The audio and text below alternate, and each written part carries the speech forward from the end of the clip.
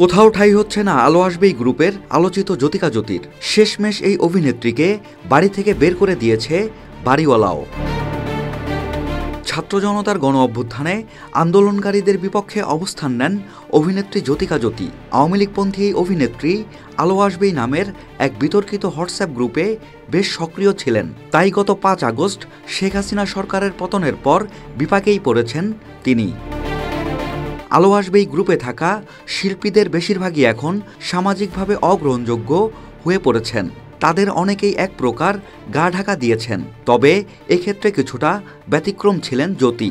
সরকার পতনের পর শিল্পকলা একাডেমিতে ফেরার চেষ্টা করেছিলেন তিনি। তবে সে সময় ছাত্র আন্দোলনের সপক্ষের শিল্পীদের তোপের মুখে পড়তে হয় তাকে। সম্প্রতি এক ফেসবুক স্ট্যাটাসে নিজের বর্তমান অবস্থা জানিয়ে এই অভিনেত্রী লিখেছেন, এক সিনেমায় কাস্টিং করল, পরিচালক বাসায় এসে গল্প শোনালেন। জানুয়ারির ১ তারিখ থেকে শুটিং। চরিত্র নিয়ে ভাবনা শুরু হলো, অনেক দিন পর শুটিং করব। ভালো লাগা শুরু হলো। অফিসিয়াল ফর্মালিটি কমপ্লিট করতে হবে, এমন কথা হলো। তার ৩ দিন পরই পত্রিকায় দেখলাম এক বিদেশি অভিনেত্রীকে কাস্টিং করা হয়েছে আমার জায়গায়। ফিল্ম ফেস্টিভ্যাল হবে, সেখানে কোনো না কোনো দায়িত্বে থাকার কথা ছিল। আগেও ছিলাম, পরে শুনলাম দায়িত্ব তো দূরের কথা, ফেস্টিভ্যালে আমি না গেলেই নাকি ভালো। এক আপার মেয়ের বিয়ে, গায়ে হলুদ, রং খেলা, বিয়ে, বউ ভাত, কত শত প্ল্যান। আরেক আমন্ত্রিত অভিনেত্রী গেস্ট বললেন জ্যোতিকা জ্যোতি এলে তিনি আসবেন না, যোগ করেন তিনি।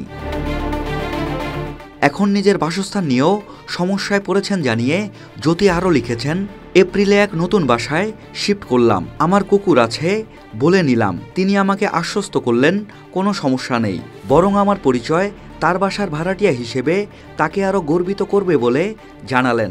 জুলাইয়ে যখন দেশে তুমুল গণ্ডগোল, তখন বাড়িওয়ালা বললেন আমার নিরাপত্তার দায়িত্ব তার। আগস্টের ৬ তারিখ জানালেন আমাকে নিয়ে সমস্যা হচ্ছে, তাই আমি যেন কুকুর নিয়ে বাসার নিচে না যাই।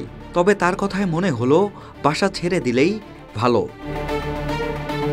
অবশেষে বাড়িওয়ালা একদিনের নোটিশে বের করে দিলেন উল্লেখ করে জ্যোতি লিখেছেন, ১৬ আগস্ট আমাকে ফোন করে বললেন আমি যেন আগামীকালই বাসা ছেড়ে দেই। তিনি কিছুতেই আমাকে সময় দিতে রাজি না। একদিনের মধ্যে ওই বাসায় মালপত্র রেখে আমি আমার কুকুর নিয়ে একটি গেস্ট হাউসে প্রায় ১৩ দিন থেকে নতুন বাসা নিলাম।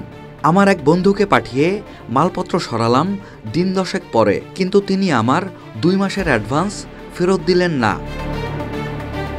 প্রসঙ্গত, হাসিনা সরকারের ঘনিষ্ঠ হিসেবে পরিচিত জ্যোতিকা জ্যোতি আওয়ামী লীগের দলীয় পদের পাশাপাশি বাংলাদেশ শিল্পকলা একাডেমির গবেষণা ও প্রকাশনা বিভাগের পরিচালক পদেও ছিলেন। তবে সরকার পরিবর্তনের পর শিল্পকলার চাকরি হারাতে হয়েছে তাকে।